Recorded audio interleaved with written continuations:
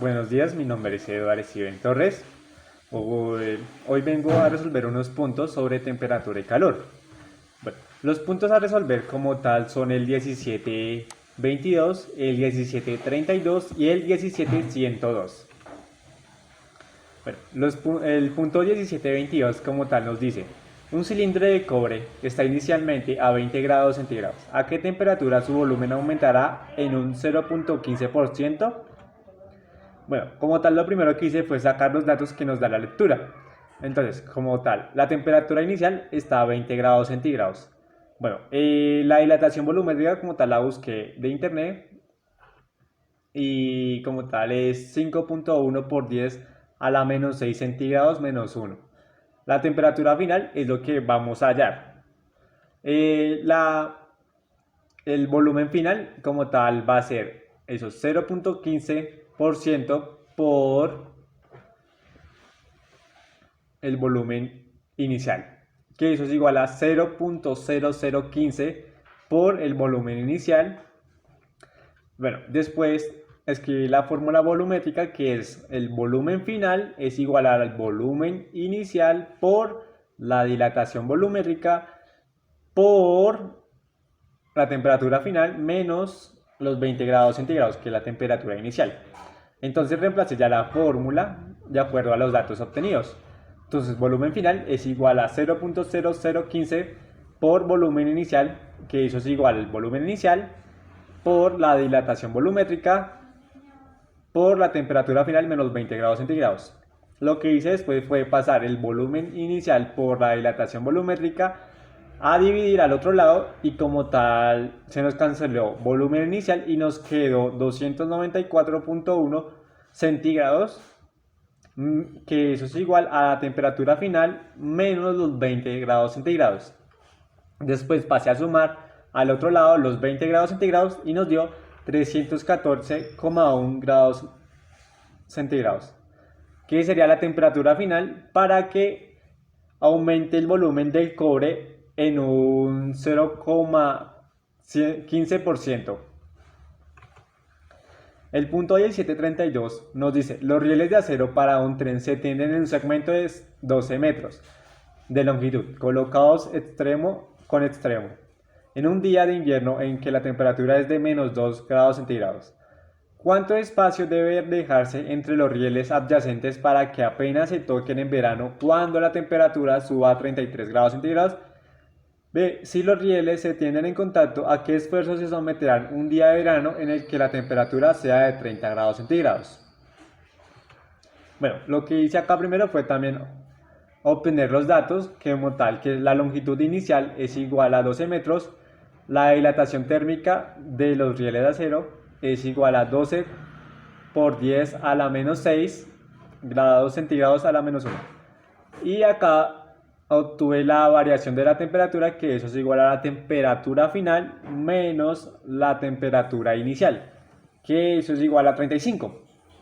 Entonces la fórmula de la dilatación térmica que utilicé fue la lineal, que nos dice: la variación de la longitud es igual a la longitud inicial por la dilatación térmica por la variación de la temperatura.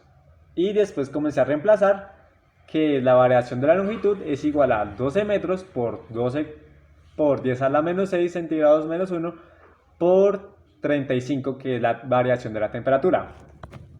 Y como tal eso nos dio 5.04 por 10 a la menos 3 metros.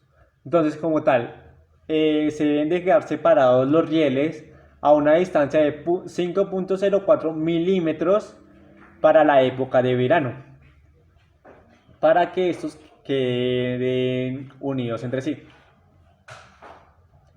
El punto 17.102 nos dice: en un sistema casero de calefacción por agua caliente se alimenta de agua a 70 grados centígrados a los radiadores, de donde sale a 28 grados centígrados. El sistema se va a reemplazar por uno de vapor de agua, en el que el vapor a presión atmosférica se condensa en los radiadores, saliendo de estos a 35 grados centígrados. ¿Cuántos kilogramos de vapor suministrarán la misma cantidad de calor que suministrará un kilogramo de agua caliente en el primer sistema? Bueno, lo que hice acá fue la masa por la calor, la calor, eh, la calor específica del agua por la variación de la temperatura, que eso es igual a la masa del vapor por la calor específica del agua por la variación de la temperatura menos la masa del vapor por el calor latente que hay en el radiador. Como tal, después saqué factor común, que eso sería igual a la masa del vapor por la calor específica del agua por la variación de la temperatura menos el calor latente. Después pasé eso, después lo pasé a dividir el calor específico del agua por la variación de la temperatura menos el calor latente, pasé a irlo al otro lado. Entonces, como tal, eso nos da masa por el calor específico del agua por la variación de la temperatura sobre el calor específico del agua por la variación de la temperatura menos el calor latente. Y como tal, comencé a reemplazar ya de acuerdo a los datos que nos dio la lectura.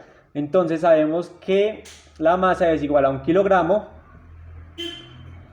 por el calor específico del agua, que es A1 por las calorías sobre grados centígrados, por la variación de la temperatura, que eso es igual a los 28 grados que salía cuando se agregaba agua y lactela, y menos los 70 grados cuando se agregaba el agua, sobre el calor específico del agua, que es 1, un grado, una caloría sobre grados centígrados.